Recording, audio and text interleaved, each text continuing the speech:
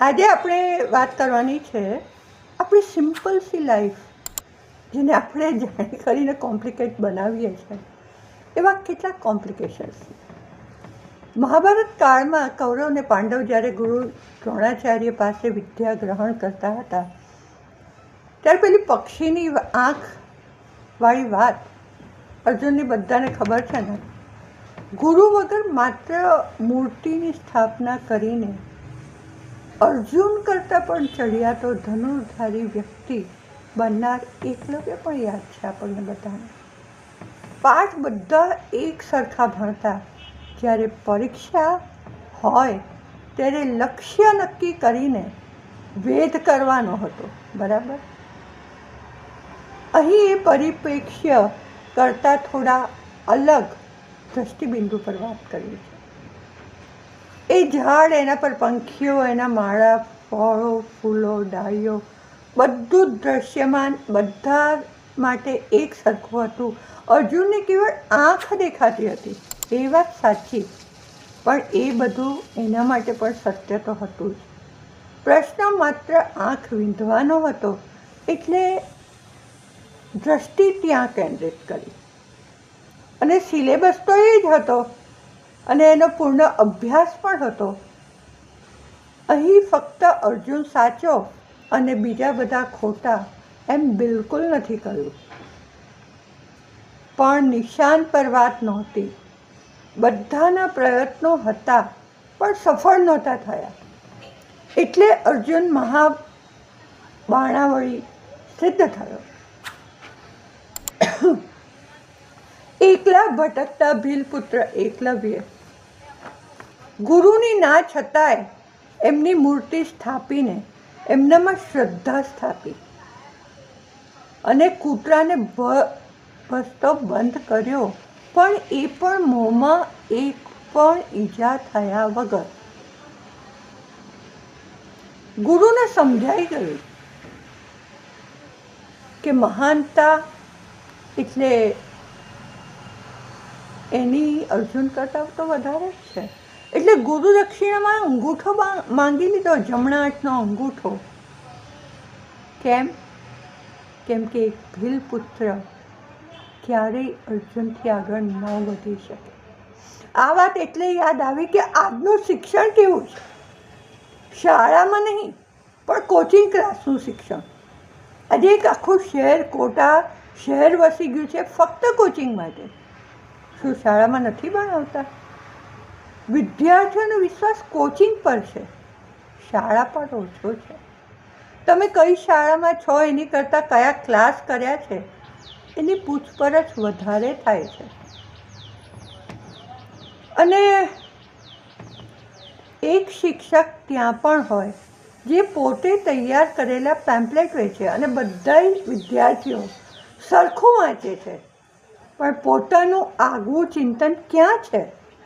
પોતાની ભાષા, પોતાના શબ્દોની અભિવ્યક્તિ ક્યાં છે? અને ગુજરાતી નથી આવડતું એવું કહેવામાં લોકોને ગર્વ થાય છે. ક્યાં છીએ આપણે? ગાઈડમાં પણ તૈયાર મળે એ નિબંધવાળામાં સરખા નિબંધ. હવે તો ઇન્ટરનેટ આવી ગયું યાર. હવે તો ઇન્ટરનેટમાંથી બધું બેઠું પોતાને મગજ વાપરવાનું જ નહીં. તો પછી વપરાયેલું મગજ ક્યાં વપરાય છે એ બી ખબર છે ને તમને. એટલે ટેવ નાનપણથી નથી પડતી. પહેલાં તો ટ્યુશન ક્લાસ, પછી ક્લાસ. ખરેખર તો આ તમામ કારકિર્દીનો જે આધાર છે એ શિક્ષક સૌથી વધારે જ્ઞાની હોવો જોઈએ. પણ આજે જેનો મેળ કોઈ વિદ્યાશાખામાં નથી પડતો એ શિક્ષક બને છે. એટલે જે લોકો પોતાના અભ્યાસમાં સાવ કાચા હોય છે એ શિક્ષણ આપે ત્યારે એ શિક્ષણ પણ કેવું હોય. ગુજરાતીનો શિક્ષક હોય છે ને એને ગુજરાતીની જોડણી પણ સાચી લખતા નથી આવડતી હોતી. ગુજરાતીમાં કેટલા બધા વિદ્યાર્થીઓ ફેલ થાય છે. અને જે હોશિયાર વિદ્યાર્થીઓ છે એ ગોખણ પટ્ટી પર ધ્યાન આપે. ત્યારે વિષયને પૂરેપૂરો સાચો સમજવાની કોશિશ જ નથી કરતા, એમાંથી જ્ઞાન ગ્રહણ નથી કરતા. પરીક્ષાલક્ષી જ્ઞાન, આટલા સવાલ આવશે, આટલા જવાબ આવશે, આવા જવાબ આપીશું, દેટ્સ ઇટ. એ લોકો બીજી વિદ્યાશાખા તરફ વળે છે. મારે આ માટે કોઈ ટિપ્પણી નથી કરવી, પણ જો IITની ટોપર હશે તે જો પ્રાથમિક શાળાના શિક્ષક બન્યા હોય એવું માત્ર 3 ઇડિયટ ફિલ્મમાં જ જોવા મળી શકે, બાકી નહીં. એક શિક્ષક જ્યારે પ્રખર જ્ઞાની હશે અને એનો પોતાના વિષય પર પ્રભુત્વ હશે તો જ એની વિદ્યામાં તેજ પણ હશે. એ શિક્ષક વિદ્યાર્થીની ક્ષમતા વિસ્તારવાનું કામ કરશે. આજે તો જે ટોપ 10 વિદ્યાર્થીઓ હોય એના પર જ શિક્ષક અને શાળાનું ફોકસ હોય કે શાળાનું નામ થાય, આવતા વર્ષે વધારે વિદ્યાર્થીઓ આવે, વધારે ફી મળે અને ધંધો, શિક્ષકનો ધંધો, શિક્ષણનો ધંધો ડેવલપ થાય. છેલ્લી બેન્ચ પર વિદ્યાર્થી જે બેસે છે, જે અભ્યાસમાં કાચા છે, કેટલી શાળાઓ એવી છે કે કાચા વિદ્યાર્થીને પણ સારો વિદ્યાર્થી થોડુંક આગળ લાવીને એના પર મહેનત કરતી હોય. દરેક જવાબ એક સરખો નથી હોતો, દરેક વિદ્યાર્થી એક સરખો નથી હોતો, દરેકની સમજ એક સરખી નથી હોતી, પણ પોતાની સમજ પ્રમાણેનું દૃષ્ટિબિંદુ નિસંકોચ લખતો હશે. ચોપડીમાં લખેલ હોય એ તો એક બિંદુ હોય છે અને એનું સમજ પ્રમાણે વિસ્તરણ એ જ સાચું શિક્ષણ હોય છે. કોપી પેસ્ટના જમાનામાં જો આવી વિચારસરણી એક સારા શિક્ષકની નહીં હોય તો શું થશે? આજે સારા અને સાચા શિક્ષક કેટલા છે? તમે તમારા વિદ્યાર્થીઓના પર્સન્ટાઇલ પર ગર્વ ન કરો. કોચિંગ ક્લાસ પર જરૂર ખતરો આવી જાય જો આવા શિક્ષકો થોડાક થાય. આપણી કમનસીબી તો એ છે કે શિક્ષકોને આપણે માનની દ્રષ્ટિએ નથી જોતા. કોઈ સારો શિક્ષક બનવાની ખેવના જ નથી રાખતા. જો શિક્ષકને પોતાનું સ્થાન અને માન ગૌરવપૂર્ણ કરવું હોય ને તો એક વિદ્યાર્થી જેટલી મહેનત એક શિક્ષકે પણ વર્ગ લેતા પહેલાં કરેલી હોવી જોઈશે. શાળાના વર્ગ ખાલી હોય છે અને ટ્યુશન ક્લાસમાં હૈયું દબાય એટલી ભીડ હોય છે. આપણે પણ ઓછા જવાબદાર નથી, આપણે પણ એટલા જ જવાબદાર છીએ.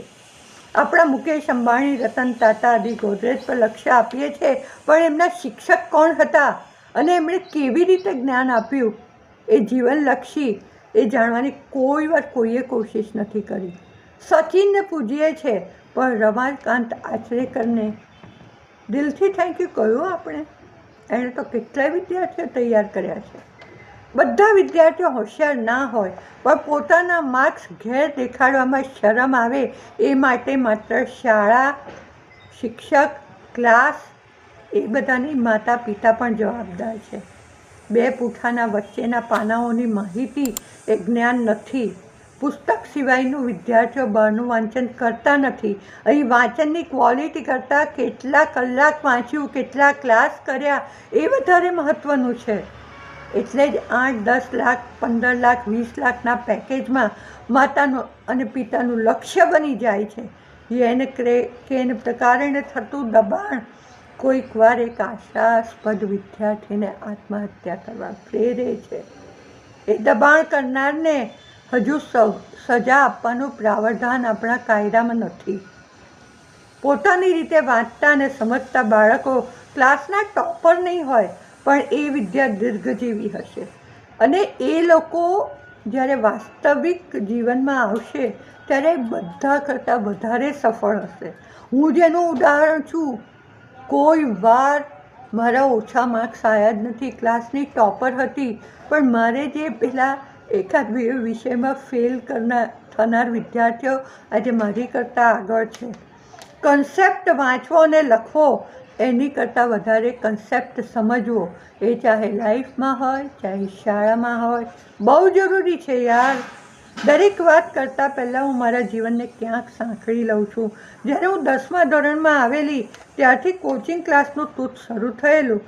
મારા આખા જીવનમાં કોઈ ક્લાસ નહોતી કરતી અને પાઠ્યપુસ્તક લગભગ પચાવી જતી, ડાયજેસ્ટ થયેલું ઓળકાર આવતા હોય પાઠના. ક્યારેય હું બેઠા શબ્દ કે વાક્ય લખી જ નહોતી શકતી. એ મારું પોતાનું ઇન્ટરપ્રિટેશન હોય, મારી સમજનું ઇન્ટરપ્રિટેશન હોય.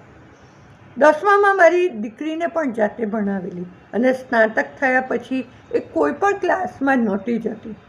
તો અનુસ્નાતકમાં એ પહેલા વર્ગમાં પાસ થઈ. આપણે ટાઈમ મેનેજમેન્ટમાં બહુ નબળા છીએ. અહીં ત્યાં દોડવા કરતાં એ જ સમયમાં એક વિષય આખો સરસ તૈયાર થઈ શકે. અને જો ન આવડે તો શાળાના જે શિક્ષકો છે એના પર થોડોક તો ભરોસો કરી જુઓ. એ લોકોને પણ લાગશે કે એમને તમારાથી વિમુખ નથી થયા. બીજી જગ્યાને મહત્ત્વ આપ્યું એટલે હતાશ જરૂર શિક્ષકો પણ છે. પગાર લેવા માટેની નોકરી બનતી જાય છે. જવાબદાર આપણે છીએ, એમને તમે દોષ ના દો. કોલેજમાં જો વર્ગ ભરો અને જુઓ તો ખબર પડે. જ્ઞાની શિક્ષકો પાસેથી આપણે પર્સનલ ટ્યુશન કરતાં પણ સરસ ભણી શકીએ છીએ. મોંઘી ફી ભર્યા વગર ભણતર બોજવાળું નથી લાગતું. એમણે બોજવાળું કરી દીધું છે એટલે આપણી અપેક્ષાઓથી, દોષથી અને બીજાને આપી દેતા આપણે ખચકાયા નથી. છોકરો નપાસ થાય છે તો આપણે આપણા છોકરાની મહેનતને નહીં પણ ક્લાસને કે શિક્ષક અને શાળાને જવાબદાર ઠેરવીએ છીએ. આજે પણ ગુરુ બ્રહ્મા વિષ્ણુ થઈ શકે જો આપણે ધારીએ તો. આપણે વિદ્યાલયમાં થતી શરમજનક ઘટના તરફ અંગુલી નિર્દેશ કરે તો મારે એટલું જ કહેવું છે, હજુ શિક્ષકની કારકિર્દીને આપણે ક્યારેય ગંભીરતાથી નથી લીધી, જે લેવાની જરૂર છે. જતાં જતાં એક વાત, એક છોકરોને અમે સંદીપ સીએમાં એડમિશન લીધું. સવારે ક્લાસ કરવા ઘેરથી 6:30 નીકળી, રાતે 10 વાગે સવારે 10 વાગે આર્ટિકલશીપમાં જાય, ફરી ક્લાસ કરી 9 વાગે આવે. ખાવા પીવાનું કોઈ ઠેકાણું નથી. શરીર પર અસર થતી જાય છે. માનસિક ભારણ કોઈ સાથે વહેંચી શકાય એવું નથી.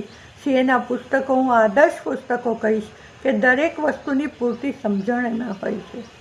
ખૂબ સારી રીતે અભ્યાસક્રમ તૈયાર થયો હોય છે, પણ પેલી દોડમાં ક્લાસમાં જવાના 6-7 કલાક વેડફાઈ જાય છે. કદાચ ઘેર અભ્યાસ થાય તો વિચારજો. આ વિડીયોમાં મેં ઘણું બધું કર્યું છે, બને તો શેર કરજો.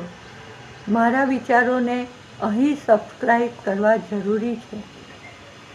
મળીએ એક લાઈક, એક કોમેન્ટ અને એક સબસ્ક્રાઈબ સાથેની વિનંતી સાથે હું વિરમું છું. મળીશ આવા જ એક વિડીયો સાથે ફરી બહુ જલ્દી.